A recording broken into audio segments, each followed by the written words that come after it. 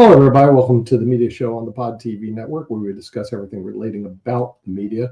And of course, that's a big topic. And also, we do have a competitor at the BBC, but we don't have a competitor against this guy who has over 100 years experience in the media. And that's Mark Lee, who'll be leading most of this discussion, as I'm going to be yanked out due to a client appointment. And also, we don't have any competition relating to Sasha Starr because he does Modern Investments, the chess show. The BBC does not have a chess show. I checked. Neither does CNN, so I have to watch your show, Sasha.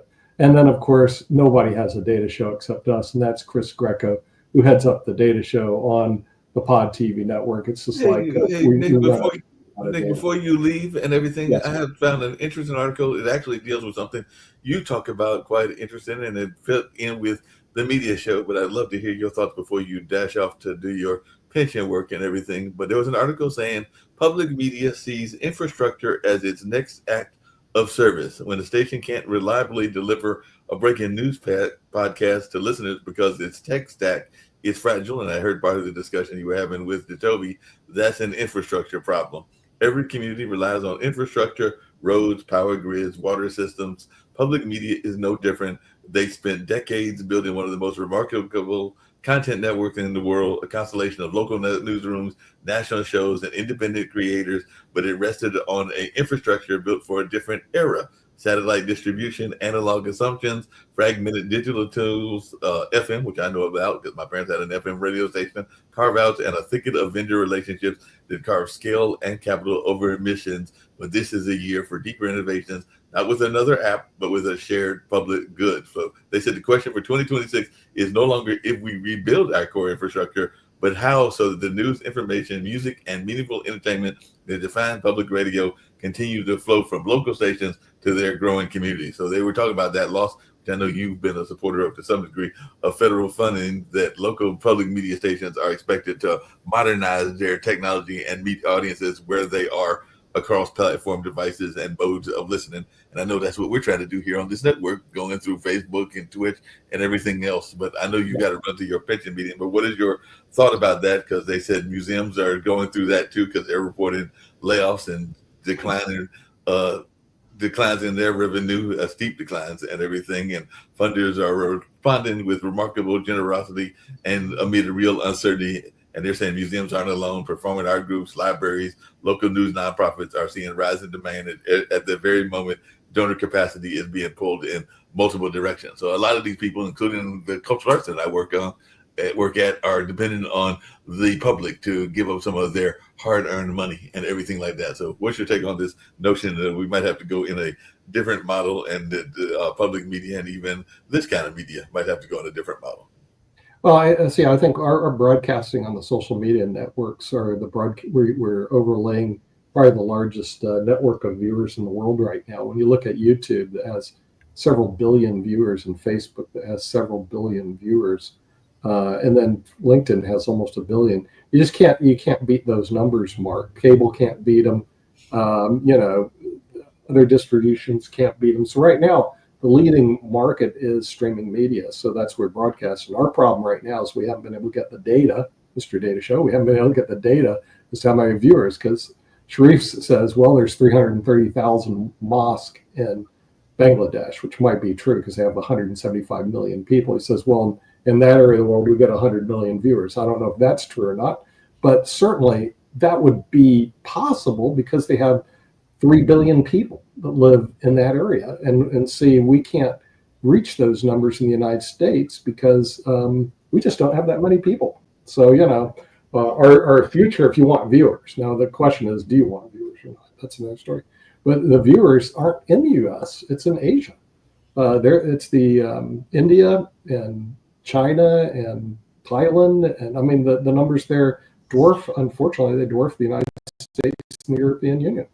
I guess the big question is, what are we doing in the sense of infrastructure and everything like that? Because even when they're talking about public media, they're saying, and I'd love to hear Chris's thoughts about this, that public media stations will start to see infrastructure as a right and not a luxury. So you got to have that. And I know that there was a time even in this network that y'all had access to studios and that y'all were putting people up in their studios. Now most of us are doing it from our home studios, and nothing wrong with that because it can be done efficiently and effectively to some degree. But I was just wondering how much is the infrastructure an important part of the Well, issue?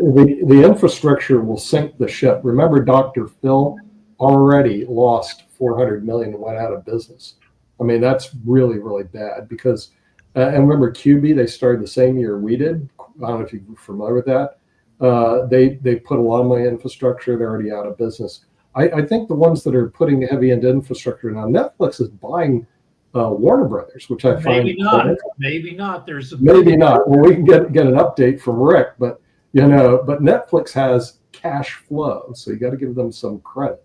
The way they're modeling. Paramount has made a competing offer for $30 a share, which is a 9% premium over the current stock price. But all the editorials, all the op-ed pieces about one big studio buying another big studio say it's going to be bad for the creatives, for anybody who works in entertainment, because the fewer outlets there are, the crappier it is. The crappier the product's going to be, the crappier the work conditions are going to be. Those people who are my age remember how crappy TV was in the 70s when there were 3 broadcast networks, which you just took what they gave you, you watched it, you kind of knew it sucked, but you had no alternative.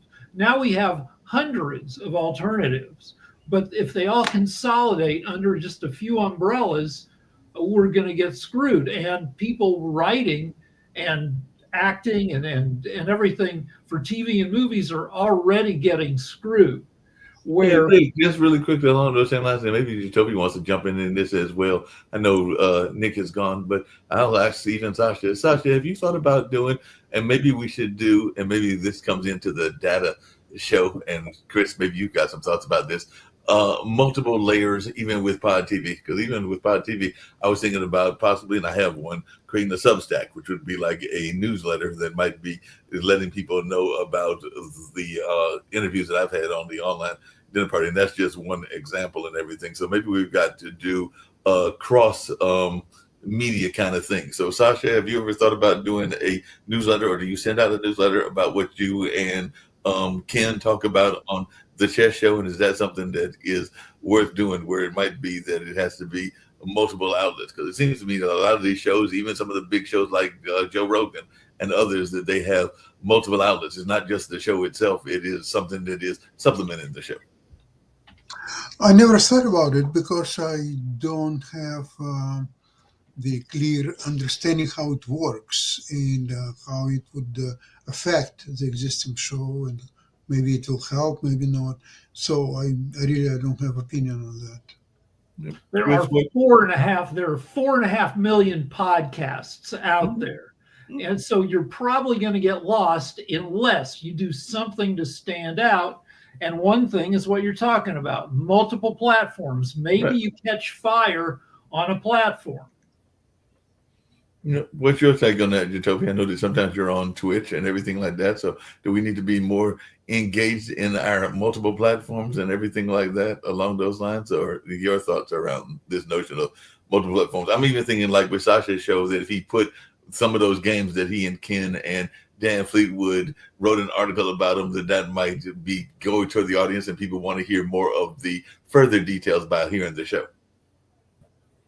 So you're asking me if Pod TV should do what all the other influencers are doing and having basically the snippet pieces here on YouTube and TikTok and all the other places, rather than just doing one giant interview or one hour-long discussion.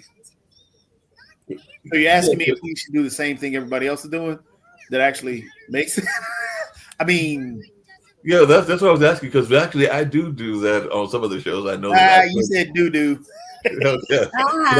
But I do put them on TikTok, and I do put them on Instagram, because you can do clips on Instagram, you can do clips on TikTok, you can do them, and I know a lot of the other podcasters, that's what they're doing. That's what Follow the Brand, which is all of them. I mean, all the other successful podcasters out there, all of them have the various social medias. Right. They place their clips on the various social medias. They have the raw footage of whatever they're marketing onto your YouTubes and everything else. What the guy what the person said, Cat and Jack said is spot on. More people watch shorts than they do an hour long. Right. So we're sitting here doing an hour long thing.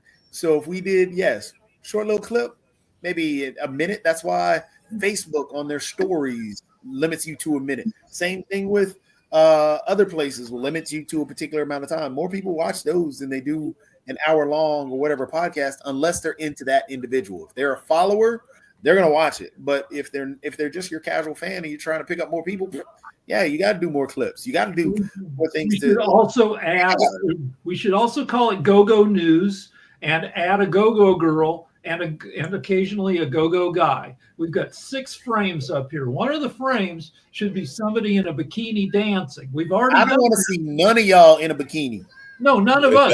No, none of us. He's talking about like an actual woman. Hey, Rick, one of the problems that exists even with your show and everything like that, and I've been meaning to figure out a way to do it. I do have some editing tools that I can do it.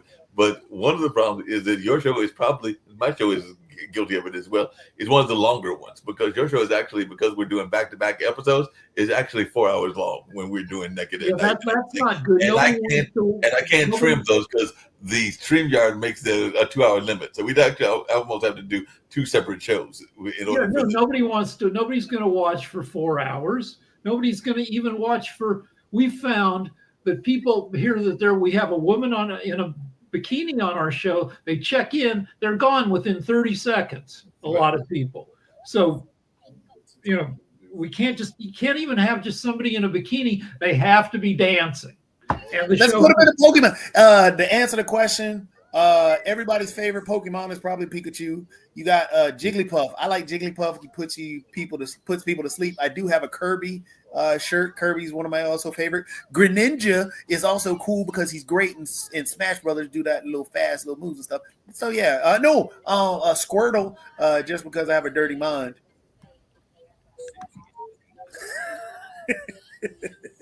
And somebody said, then they get asked this morning in their live stream. So apparently they had a live stream that they were asking about the Pokemon and everything like that. Yep, I got that right there. Give me. Hey, why? Squirtle, because I'm 5 years old and the name sounds so dirty. It does sound dirty. Yeah, definitely. Chris, what's your take on this? Let's go back to Warner Brothers for a second. Yeah. Actually, Rick, I did want to touch with you on Warner Brothers thing, because yes, there is that battle now. The thing with Netflix, if Netflix were to get Warner Brothers, that would be huge, because that's a big battle against Disney now, because now you have Disney, who pulled all the superhero movies or superhero shows from Netflix. That actually Netflix did better with the superhero shows than Disney has. Even though Disney has done a great job, the Netflix series of Daredevil was still top of the line. Same thing with the Punisher. What they would have their hands on, because DC and Marvel, DC was more, their comics are a little bit more kind of tethered to reality than what Marvel's are. Mm-hmm. Marvel's are a lot more bright and colorful and imaginative, but DC has a little bit more dark in it. If you take a look at their main characters, Spider-Man and Batman, that tells you everything. Yeah. But if Netflix gets it, what they could do with that whole thing would be amazing. But also there's a jinx around DC Comics. Well, I don't know. I like James Gunn, who's currently in charge of the DC universe. He does crazy stuff. He also respects the canon, which I don't care that much about, but it actually helps the quality of the product. I agree with that. I really agree with that. We're going to have this more of this consolidation. So what we have is a bidding war for Warner Brothers. What we want is a content war, which we had in 2020, where all the streamers were struggling for dominance by making a ton of stuff. And we haven't had that since the people haven't been making much, which is terrible for people who make stuff, and it's also terrible for viewers. So I'm hoping out of this we get some kind of production war. If a war between Netflix and Disney erupts where they try to outmake each other, that would be awesome.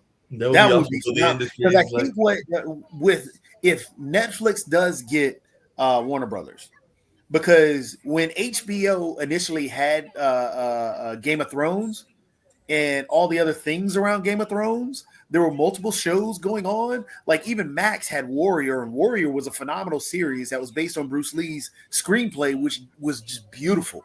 It was the way they directed it and everything. And it felt like an old school Kung Fu movie. But again, there were a ton of other shows that they were willing to toss money out at. But because of the money, and now that we're back at the world of, hey, you got to make $1, that had killed a lot of the creatives. However, Netflix has been doing a decent job with some of their allowing for creatives. Like Three Body Problem wouldn't have happened. Great show.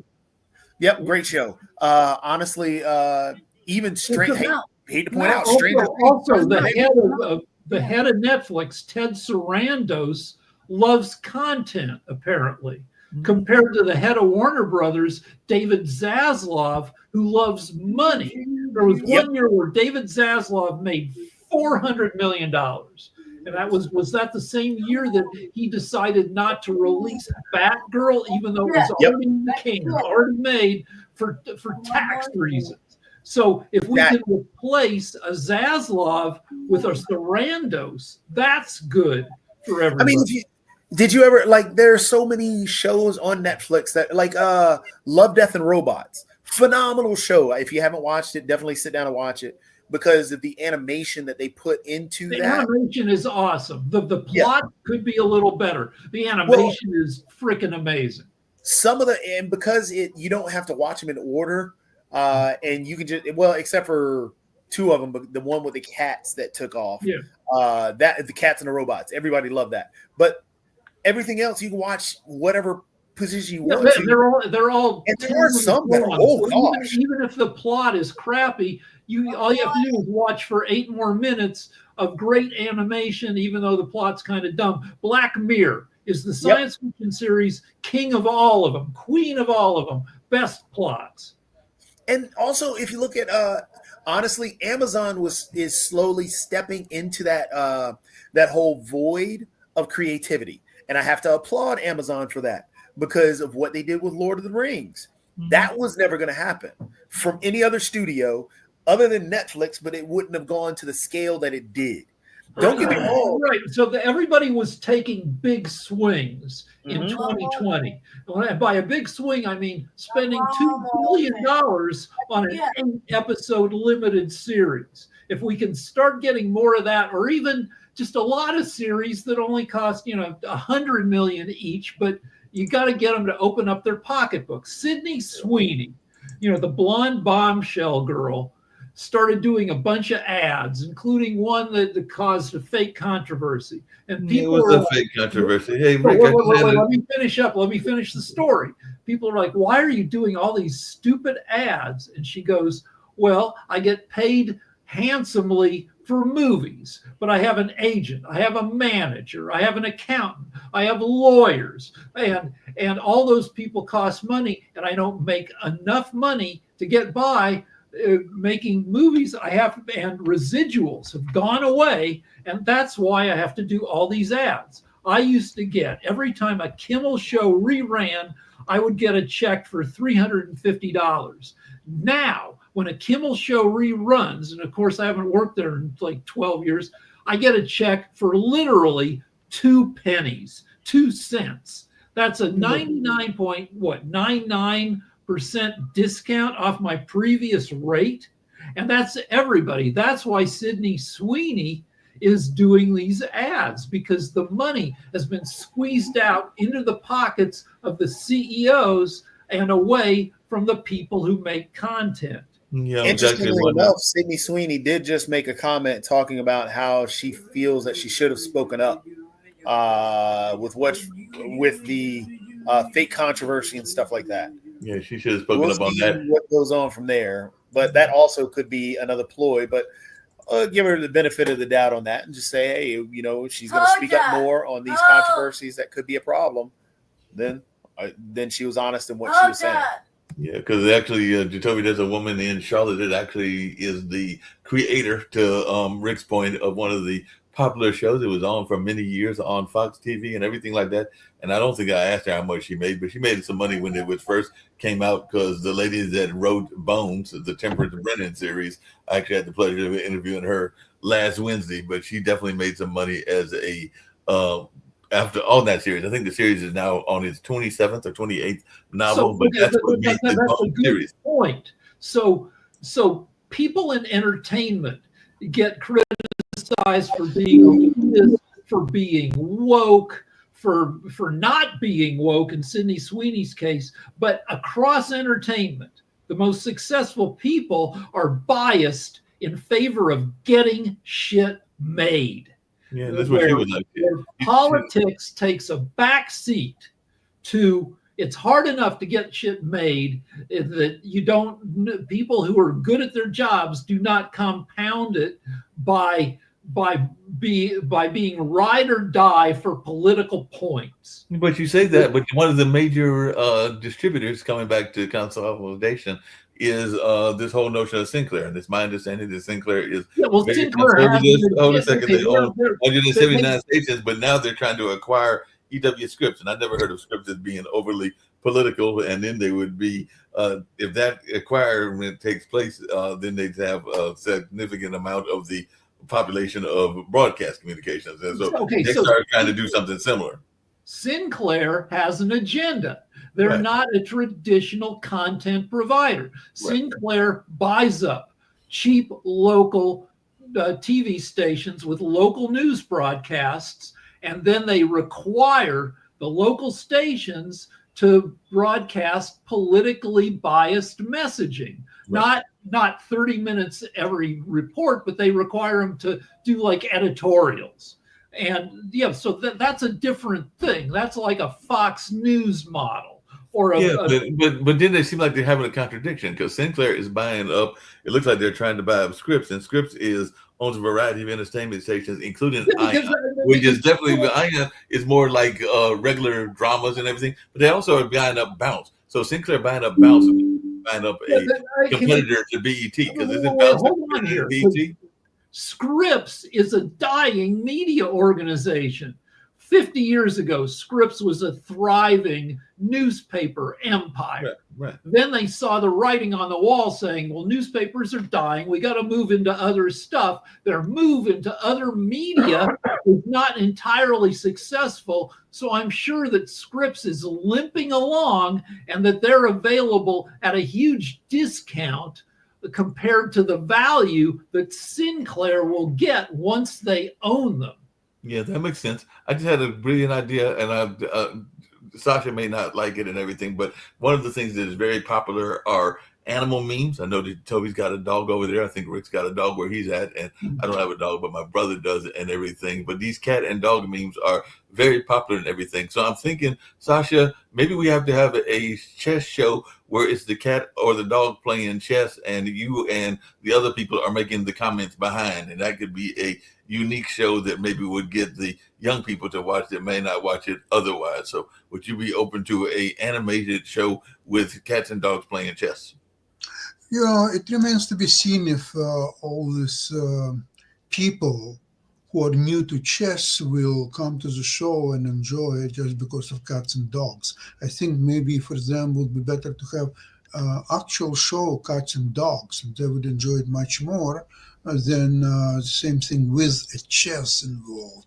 Now, on the other hand, people who like chess show and are watching every week, they could be turned off by introducing cats and dogs, because that is very different ideas. Although I must say that promoters, especially when they're trying to promote to new events, such as recently, actually today, they started a new chess tournament. It's actually freestyle chess in South Africa, in Cape Town. So they introduce a novelty where they show the pictures of well-known grandmasters who are participating in this tournament. They are playing underwater chess. So there's a board underwater, so they have to dive and make their move and then get to back to to the air. Now, interestingly enough, one of the competitors, he was somewhat overweight, and he had a great difficulties to stay underwater for any considerable period of time because he would dive underwater, and he would be immediately flying back. Yeah, because So fat he had to maneuver. Just to point out, just wanted to point out real quick, Sasha, there is an actual cats and dogs playing chess on YouTube. It happened years ago, but that was, if you go to their YouTube page right now, there's 73,000 views. Well, all we need to do is put up better backgrounds. Dr. Sharif is the only one of us who has a background that isn't really. Dr. Sharif is not floating in orbit, really. All we have to do is put up Girls Gone Wild behind our heads, or Cats and Dogs behind our heads. Just put up some feed on a green screen. I want to go back to Scripps for a second. So I looked up some stuff. They own 60 local TV stations, and they also own Ion. Ion is is programming for old people. They put on all the CSIs. They put on the old shows. They have a huge old people captive market, and they're being. Sinclair is trying to buy them for $620 million, which I think is a pretty good deal to get all that. They also own Court TV. They're in 40 U.S. markets. It's a good deal for Sinclair. Yep. Well, speaking of good deals, and social media and everything like that, it looks like social media, and maybe Jatobia jump back on. I know you had some family stuff to deal with and everything along those lines, but it looks like even the networks are starting to get picked up by social media. I think NBA or NFL is carried by YouTube, and Major League Baseball just announced a new media rights deal with the standard ones, NBC, MSNBC, NBC, ESPN, but they also got Netflix. So some of these games will be shown on Netflix. So it looks like there are some social media outlets that are also picking up some of our major. Yeah, and you can dress them up. Nickelodeon picked up the NFL, and a Nickelodeon viewer could give a crap about football. A Nickelodeon viewer is a 9-year-old kid, but they used AI to replace all the players with Pokemon. So a 9-year-old kid would love to watch a live NFL game where the players are all Pokemon. So you can do all sorts of stuff with AI now to tailor a sports broadcast for the demographic of each channel. What I'd like to do is, I'd like to switch channels to back to the infrastructure where we talked about that in the beginning. I think that, we talk about this is the congressional report on the Corporate for Public Broadcasting's federal appropriation, and 89 plus 6 plus 5 equals 100%. So that's basically what they are looking at right now from the standpoint of, the type of allocation that was originally with the Corporate for Public Broadcasting. But there's a couple of things when we talk about infrastructure, and we center on that because, of course, we're in broadcasting areas. But I think when we talk about infrastructure, period, right, and we talk about communication, and we talk about all those things that go along with that, it's interesting to note that while I was in Europe, I went to Czech Republic, and when I was at the Czech Republic, we were doing some sightseeing, and our tour guide said, what are these metal? It looks like they're metal strips along the one area of the cobblestone. And she said, that is flood mitigation. And I said, what? And she goes, yeah, basically what happens is when the river reaches a flood stage, there are metal sheets that rise up, and people that live around that area bring out supports, and they support that metal sheet, and that will in fact hold the waters back. And it's been tested a number of times. And I said, so in other words, what you're telling me is that there was flooding here. She said, oh yes, there was flooding here. Like, every other year we had flooding. And I said, well, how much property has been lost as a result of this flood mitigation being? She goes, zero. Every time there's flooding, we put these walls up, it's done. And then we move on from there. And I sit back and I go, it's really interesting how, we sit back in North Carolina and we sit back and we say, we have to rebuild houses. We have to rebuild houses. Got to rebuild the houses. We got to rebuild the roads. We got to get our roads rebuilt. So they rebuild the roads. They put all the roads in. And guess what happened? It got washed out because instead of planning and mitigating the flood possibilities or the erosion possibilities, they just built the road. And that's what happens with the housing and with whatever else is happening. If you take a look at the data, even from Maryland, Ellicott City is a perfect example of what happens when all you do is you build back instead of mitigating the flood approaches that are there to begin with. Rick, you can put your hand down. You've had enough talk today. Right, so basically what's happened is that we've had a situation where the mitigation aspect is number 3, number 4, number 5 priority over let's get the people back in their houses. They get the people back in their houses, and then then it happens again. And it's going to happen again because they don't have the right mitigation that needs to be done in order to make that a preventable occurrence rather than anything else. And I think what Rick was saying from the standpoint of, Sinclair and all the other things that go along with that is we in this country do not have a viable infrastructure of communication. We don't. It is basically shotgun through with a bunch of ADHD people that cannot be influenced or they can't go past a 30-second to 1 minute before they have to go someplace else and see something else. They cannot focus for a matter of 30 seconds to 1 minute to be able to learn something. Hell, I can't learn something in a minute. If I can't learn it in a minute, moving on to something else. Influencers, marketers. And you know what they market, Jacoby? They market themselves. Their product is them. That's what they do. Influencers market themselves, and they put it out there as much as you want. You want a Trump hater? Fine. You go find a Trump hater. And let me tell you, people that are other Trump haters are going to watch the Trump hater. People that are, look at Charlie Kirk. Charlie Kirk's a perfect example of marketing himself. He was, hey, look, I'm a conservative. This is what I'm going to do. All of a sudden, conservatives flock to this guy because they think like him. He marketed the product.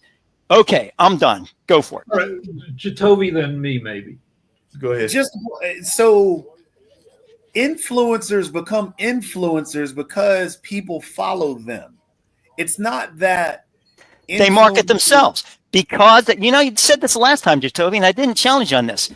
They market themselves. They are the product. You follow them because they are the product, right? But the thing is, you're making it an either or. Two things can be correct at the same time. Influencers, yes, do market themselves. We'll take basketball players, for example. Sure. LeBron James is not out there marketing, hey, look, go watch Bam Adebayo. No, he's talking about come watch himself. But that does not mean that people are still not going to follow him because they want to follow him. So saying that it's an either or situation is false. It's actually a yes on both. Yes, influencers are going to sell themselves because what are you buying in the first place? You're buying that influencer. So you watch that influencer, you're buying whatever they're selling. That's just a natural thing. That's following a leader. That's nothing different than hey, look, I'm a fan of this politician. That politician's still selling themselves. So it's not. To make it sound as if it's something bad. It's not. It's just natural. No. One issue is demographics. I looked up the Czech Republic, 11 million people. That's 1/30. The U.S., you can get unity. They can come up with solutions. The U.S., 340 million people. 50, but yeah. And what you can get if you rile up the people. Like you look at DeSantis, governor of Florida, They have a rebuilding problem where the ocean is sweeping away stuff, but he goes to war with Disney because he gets 20, 30 million followers for doing culture war stuff instead of coming up with like a put your house on frickin' stilts solution. Well, that also plays into what I was going to get to. It plays into the fact that a lot of it's those influencers have their own agendas. Mm-hmm. Ron DeSantis doesn't care about global warming or anything else, but yet he's going to push whatever he can to get his people to follow him. So influencers have their own agenda, regardless. I mean, even here, we all have our own agendas. We have our own positions that we want to push and push out first and foremost. So when we get into these battles and everything else, it's the same thing in society where people themselves, you have an influencer who lives 100 miles down the road. You have an influencer who lives 300 miles down the road. We may not all agree on the same thing, but who's going to grab the largest population to believe what they're saying? And an easy way to grab that population, you know, that man 100 miles down the street, you know what he's trying to do to you? So I'm not giving you the education around, hey, look, this is how we're going to, as you brought up the example about building in the floodplain and the houses not being built correctly and so on and so forth. I'm not going to tell you about that. I'm going to tell you about, hey, look, this is what this person is going to try and do. He's trying to take your money. Well, you know what the reality of the situation is? To fix those homes in the correct manner costs money. You don't want to hear about paying money. You don't. Nobody wants to understand that taxes are a good thing. Taxes actually pay for the things that we need. Taxes actually fix the roads, fix the internet, and so on and so forth. Taxes affect us all around in every single way. Socialism is bad. Do you realize that we live in a quasi-socialist society in the first place? Social Security, for goodness sake, is socialism. Every police department, every fire department, every army, every service, every public service that we do is socialism. But we don't want to hear that. We want to hear these words to demonize the other group instead of educating people, because it's much easier to drive people to the polls and to gain power through fear and anger rather than it is to, hey, look, let's really talk about building and actually what we have to do. And let me be honest about the actual position here, because it's going to cost you a lot more to build this floodplain so your home won't wash away than it's actually going to, than we really want to really have that discussion about. So so the problem isn't just about the person's attention span. The problem is about what the person talking is trying to push and what the person really wants to feel and wants to care about. Because I don't want to talk about bills and money. I don't want to talk about that. Yeah, also, one more thing. Czech Republic is the size of West Virginia. We're a big country. So Czech Republic they all have kind of geographically, they've got mostly the same interests. But try to convince somebody in Idaho why they should keep paying for floods in North Carolina. It's tough to have. I think you forget, Rick, and this is that the Czech Republic, Slovakia, Ukraine, well, you know, all those are part of the European Union, which is the United States of Europe. Basically, They have one president, and that president determines which country is going to get which area according to the members and what they're doing. So even though what you say is correct, is that you have a country, and that country has 11 million, I take a look at someplace like, I don't know, Canada. Canada has what, 83 million? And 40 million. Yet, 40 million. They have 40 million people in Canada. So 40 million people in Canada, we're talking about how many? 7 times, 8 times that? And yet they have a single payer, you know, health insurance and all that stuff. And they go, oh, this is great. Well, that's great for them. But would it work down here? I do not think a single payer is going to work down here. Not with 350 million people. Real quick, though, the reason to push back on that, a single payer actually would work down here. Every other country, even the countries that are larger than us, from China and the other places, they all have a single payer too. So what we end up doing is trying to demonize the situation rather than actually figure out a way to make the solution work. That's where we run into those problems. It's going to cost more money to change the system over, sure. But in the long run, does that give us a better health outcome if an individual can easily walk into, if you're visiting way out in Washington, the state of Washington, if you can just walk into a hospital there, if you're just having a cold, wouldn't that be cheaper than you having to have that cold grow within you? You come home, make everybody else sick. Now that's more money that you're having to spend out to get these other individuals in your home fixed. But rather than you taking care of it way out there in Washington when you were visiting places. So having a single payer, you might be able to do single payer for catastrophic. Like if you get in a car wreck, if you get cancer, and it's going to cost you $250,000 after your medical bills hit $12,000, then single payer kicks in. I disagree. I don't think it has to be catastrophic, because when you're looking at catastrophic, what is catastrophic? It's a subjective term. But it's not defined. It really isn't defined. You're right, Jacoby. I mean, from a data point of view, yeah.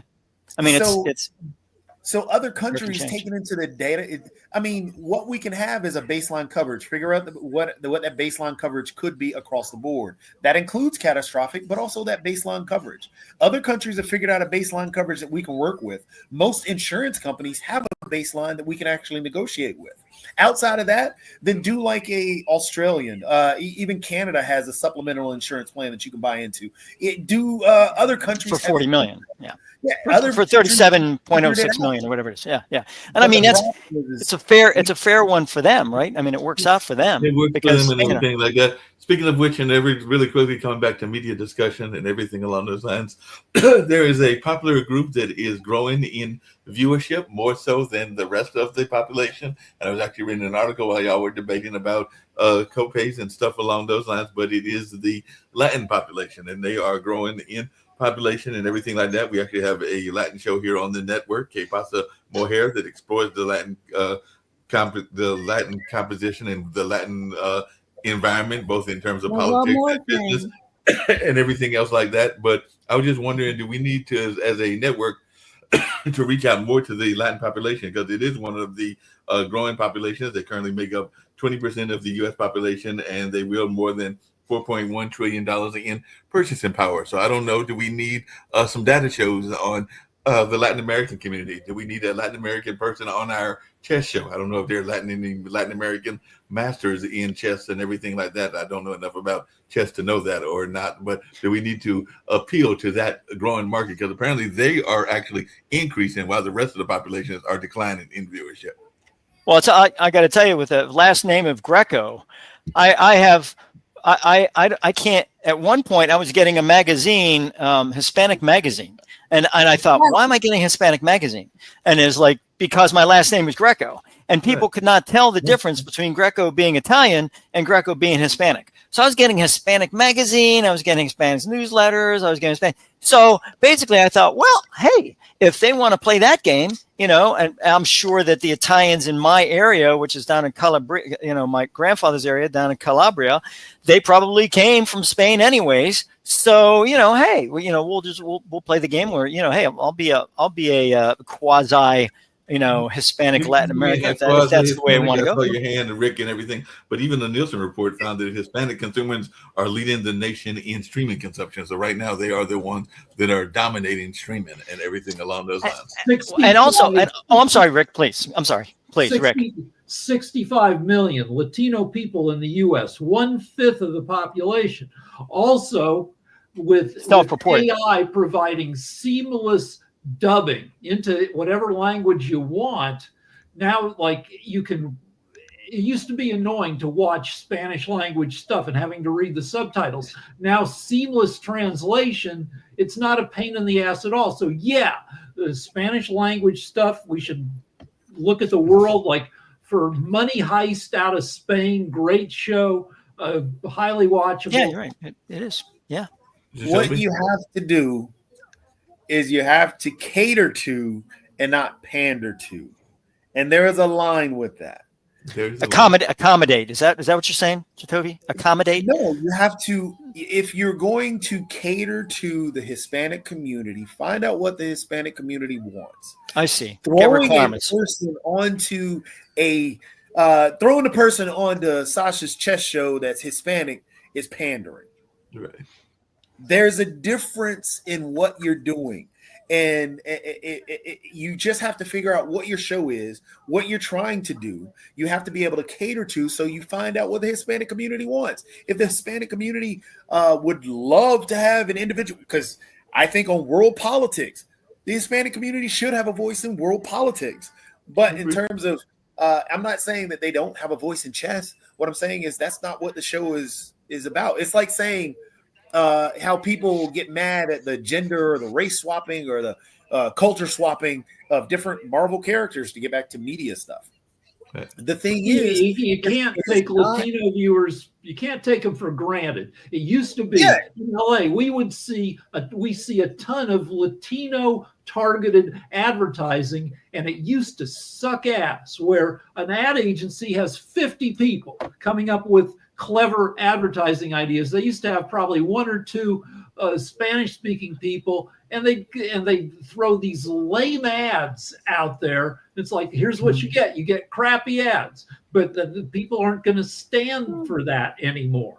No, and that's the one thing I will say about Mohair. Hold on a second, because definitely Viviana targets the audience. She knows the audience because she is of Hispanic background. I know that her cousin's from Honduras. I think she's from Colombia, if I remember correctly. I might be having that wrong, but they are from Spanish. One of the other ones is from Puerto Rico, but they are from various Latin countries, and they bring that perspective. They talk about that $1 trillion worth of purchasing power they have, and they talk about issues that are pertinent to their community, whether that's banking, whether that's they've done stuff around Asian, they've done stuff on a number of shows, but it is pertinent to the community. It's probably one of our, it's on the feedback, is one of the more popular shows on the network. I'm just saying that because I produce it on Sundays, and I just produced it yesterday and everything, but it is a lot of good feedback for it, because they are not pandering, to your point, Jacoby. They are actually people of that background and are talking about stuff that is of interest to their community and all along those lines. It's kind of like, but you can also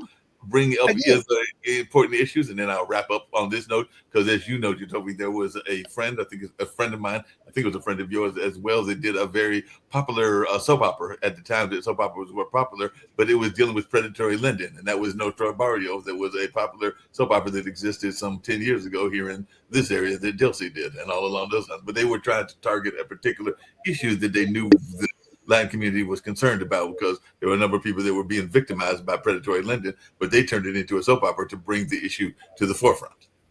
Again, it's just, there's pandering, and then there's actual catering and actually doing the community justice. Right. So just throwing somebody onto a show because they're Hispanic, that's pandering, and that is insulting to every community, no matter if it's, because that's happened to the black community a ton. Where, hey, look, there's a black guy. Yeah. Okay, what does that mean? Yeah. Yeah. There's a way to gauge this. There's a way to gauge this on Netflix, which is to look at who's getting a stand-up special. So as of last year, only 24% of the stand-ups on Netflix were female. And I haven't found the racial background, but I do know over the past few years, you're seeing more international voices, less just white guys. Now, there's some great white guy stand-up comedians, but there are great stand-ups of every demographic. No, definitely. Yeah, so I threw up this Google Trends, because I think this is, well, this goes back to Jacoby, right? So Jacoby, we got ourselves somebody who's really out there selling himself, right? Look at those trends. You got Sydney Sweeney, who's blue, right? And you have Ukraine, which is red, which is more than Sydney Sweeney. And then you got Trump. I haven't put Rick Rosen in here. Of course, he's not quite there. But and then you got Latino. I put Latino in there, which is a little bit more. It's almost as much as Sydney Sweeney here. But look at this. So this guy, look at him selling. He's selling himself. Look at this. Look at this. it's crazy. So I mean, we sit back and we bust this guy, But let me tell you something. As far as marketing goes, look at this marketing. Look at you, Toby. I mean, good or bad, he's still out there, right? I mean, the problem with that, again, we know that he has an influence on our society. We know he's an influence. He only cares about himself. Yeah. We know that. But the problem is that it goes back to what I stated. What are they selling? When he's selling himself, he's selling, and this goes to what I guess Dr. Sharif was talking about with Dave and Nick. This man is out here having a huge influence on our society, but telling everybody that everybody from Somalia is trash, but telling everybody that all these propagandists, conspiratorial, all these bad things. So his influence on our society, as you're just pointing out there, is huge. And what he's selling to our society, which is when we talk about, well, we don't know why people are so mean these days. One of your biggest influences has pushed white supremacist propaganda. And you're asking why people are so mean. So that's all an issue. It's a huge issue. So you got to take everything into account. So I'm just curious about and I have to. I'm not going to push back. I'm just going to ask. Just help me understand. So you're saying that Trump is pushing white supremacist ideas. So I'm just curious. What are those white supremacist ideas? I just need it. One is that white farmers are being slaughtered. There's a holocaust of white farmers in South Africa, which is garbage if you look at the actual statistics coming out of South Africa. That Somalis are garbage. I mean, the Central Park Five. This goes back 35 years, were a bunch of black guys raping and murdering. He's got a history of that when he declared for the presidency in 2015, that Mexican immigrants are bad hombres, rapists, and murderers. He's got a long history. Trump definitely has a long history of racism that's been there. A lot of people like to say, well, people like Trump to kind of turn a blind eye to his history from even going way back, even further than 35 years, talking about when he actually wouldn't rent to black people. Yeah, that goes back to 1970. When he got sued for that. And that was what brought in the housing authority and a whole bunch of other stuff. So even today, like when he ran for presidency, he actually retweeted white supremacists. One of the biggest white supremacists out there is Laura Loomer. You know who has a direct phone line to Donald Trump? Laura Loomer. Do you know who's in the press briefings now? Laura Loomer. So there are, and then the stuff that he says, just as what Rick has pointed out, honestly, when he does this whole white replacement ideology that's out there, that's a big white supremacist push in the first place. The idea that they're coming in to take your land, that they're coming in to rape your women, and demonizing only people with melanin in their skin, from Hispanic individuals, Somali individuals, the white genocide, which Rick pointed out, there is no white genocide, but yet he's pushing that heavily.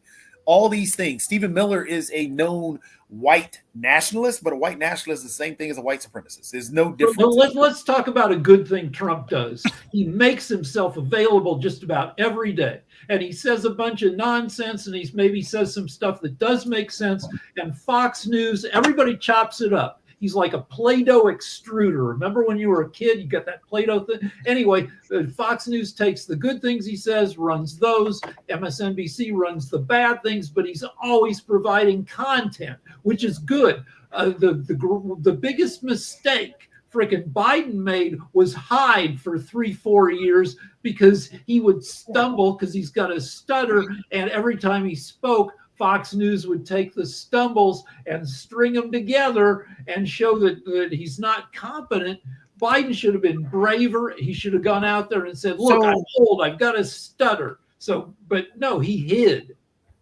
So what you're saying is right.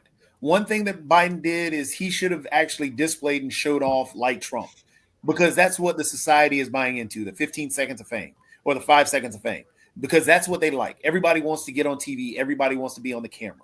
And that is true.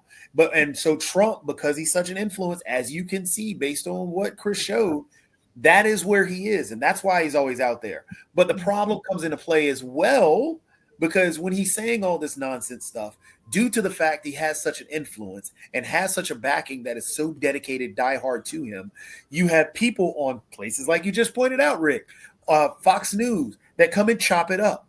They try and sanitize the lunacy that he says. And when they sanitize the lunacy, that sanitized portion is what gets parroted.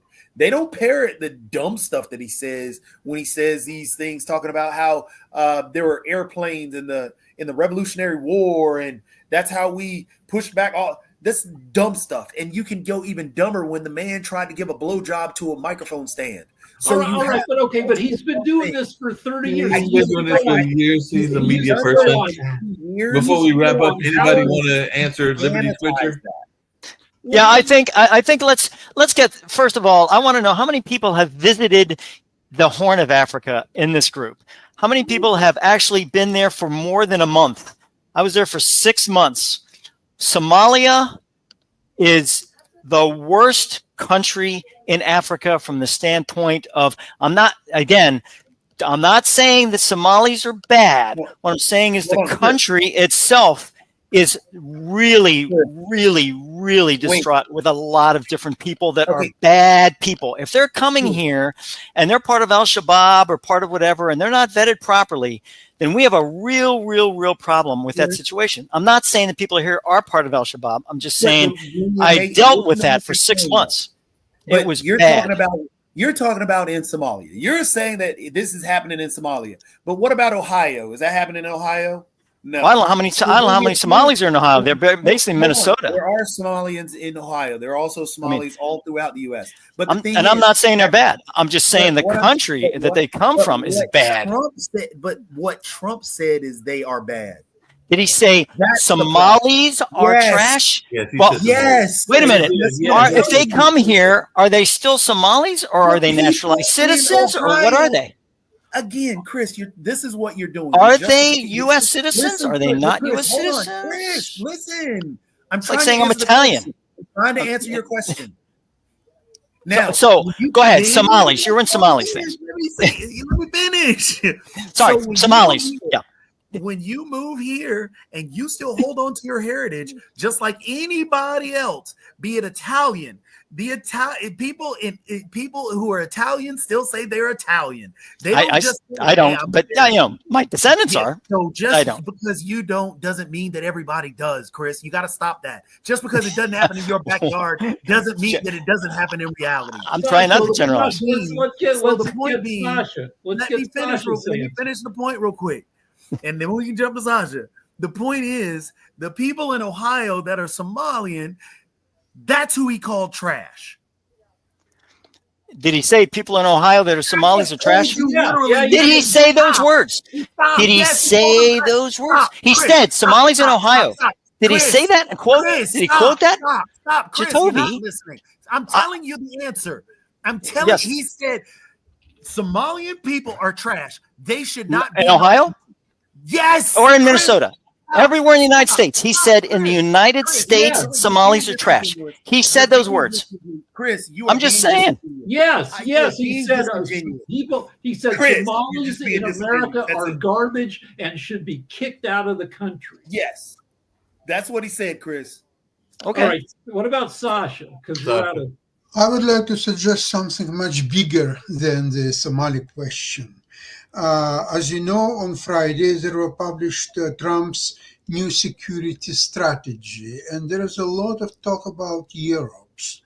And Trump suggests that in a few years, population of Europe, there will be more colored people and different religions people than white Europeans. So therefore, technically Europe is no longer part of the white Judeo-Christian civilization, and therefore U.S. has no business to deal with Europe, support Europe, or do anything with Europe. But Trump is forgetting that U.S. in a few years also may not be white Christian country as he thinks is a great achievement. So in that case, well, U.S. will abandon U.S. people, like same thing what he is now proposing to abandon any support to Europeans. How does it work? Rick? All right. So the people who get out of Somalia is a failed state. It's been a failed state for what, 20 years? It's controlled by gangsters, terrorists, warlords. You know, when I used to card people in bars, occasionally I would run into some hardcore, like just people who were like, what the hell is up with these people? They were people from Russia. When you look at what it took to get out of Russia in the 80s, you would have some tough people, some hard people. Is that good or bad for the country where they arrive? But it's the same deal. The people who have the balls and the wherewithal to get the hell out of a failed state have some characteristics, some good, some bad. They're not garbage.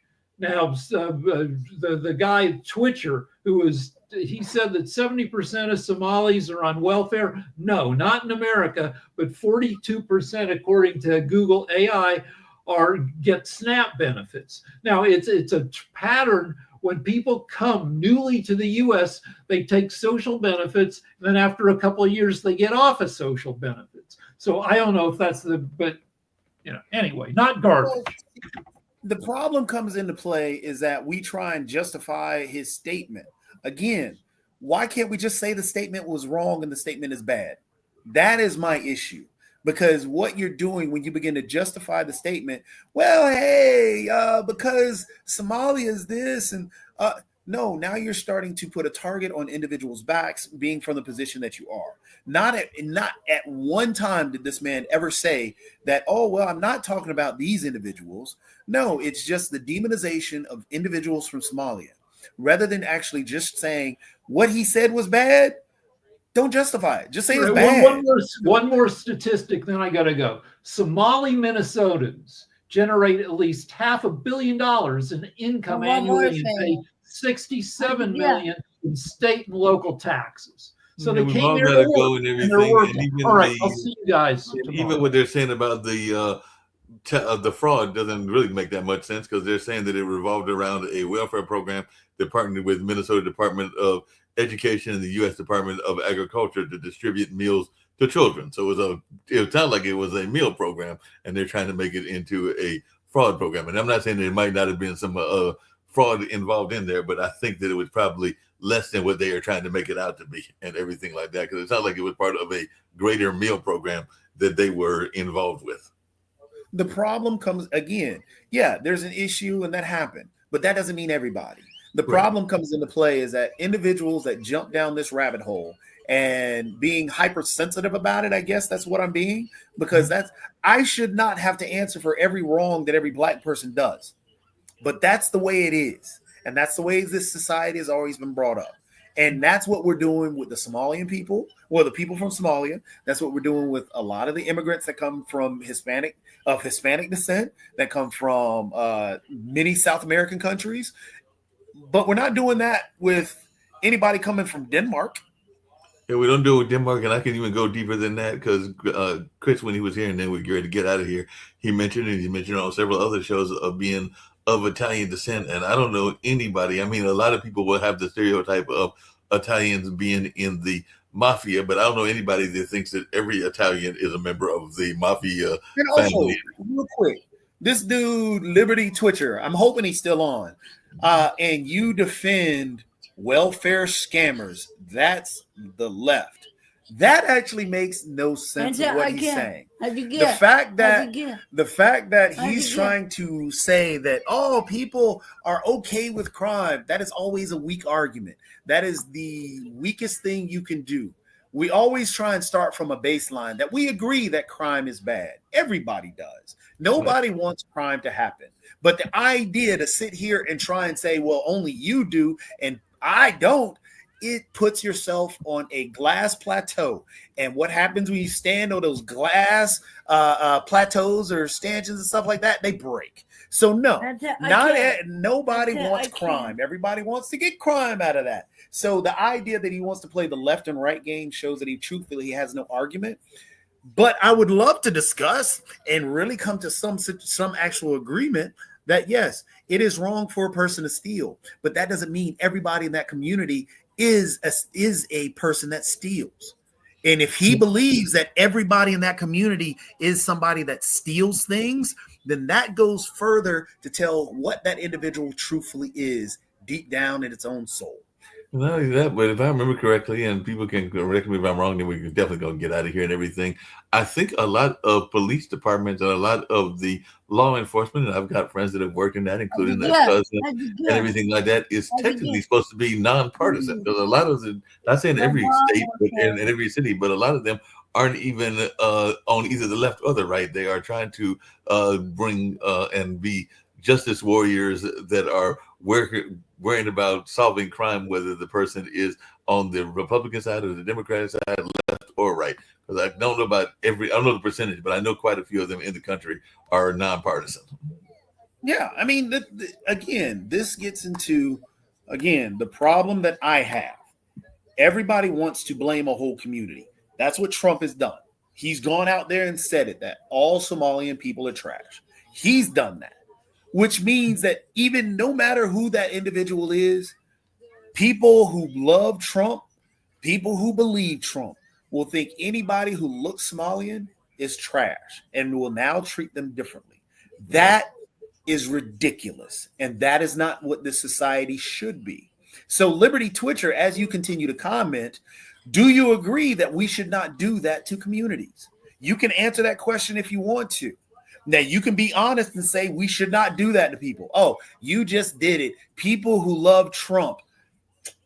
Answer the question. Like how you're trying to change the subject. You're doing exactly what I said you're not supposed to do. Therefore, that says a lot about who you are. So again, we understand from this point on, you believe that individuals who come from Somalia are trash, Mr. Liberty Twitcher. That's what you are saying, just because Trump told you so, based on your comments. So therefore, I know where you stand now.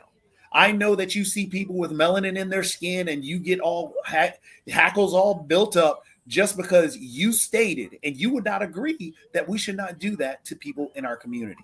Again, by the way, I was wrong. It looks like sheriffs are mostly elected in partisan things. So it says sheriffs are popularly elected in 46 states, but only 6 of those use nonpartisan ballots for sheriff elections, meaning that the other 40 states have partisan races. But a study found that over a third, which is what I was thinking, of local law enforcement officers, including sheriffs, fall into a other unknown party category, indicating many aren't strictly identified with major parties. So it looks like that a number of them, at least a third, are non-party affiliated and are not trying to be party affiliated because they're trying to serve people of both parties and various races and everything like that.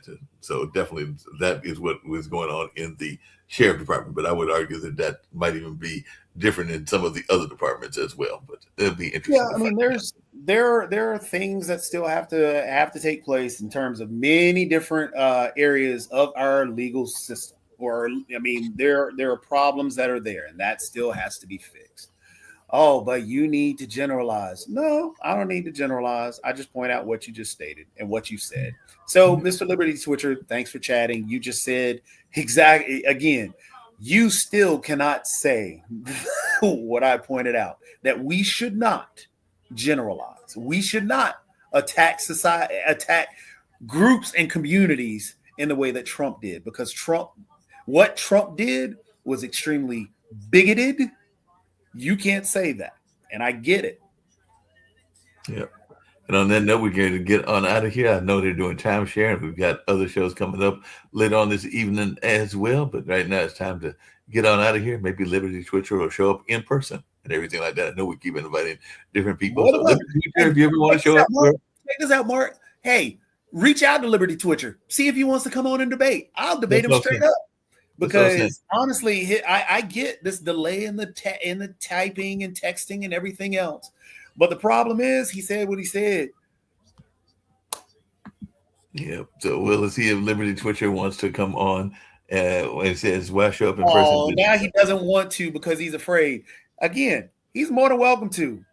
More than welcome to. Well, Again, I would love here, Mark. Let's see this. Since he's typing so fast right now, Mr. Liberty Twitcher, can you agree that we should not generalize communities and put out bigoted statements about communities such as what Trump did? Can you state that? We'll wait to see what he says, and then I'm going to play the hell, saying here we come with Liberty Twitcher. Oh yes, I stated. You saying I stated that? Answer the question now. Don't say I stated that. Just answer the question now. Is it obviously? I stated several times that it is wrong to generalize. Was the statement bigoted? Let's be honest. Was the statement bigoted? He said he stands on what he said, whatever that Come is. on, Mr. Liberty Twitcher, we're having fun now. Was the statement bigoted? He said yes on that. There we go. Now we agree. Now we can move forward. Yes, it's a bigoted statement. Trump and on that note, we'll get on out of here, and we'll have maybe Liberty Twitcher will show up out of the show later on. Right now, let's get on out of here.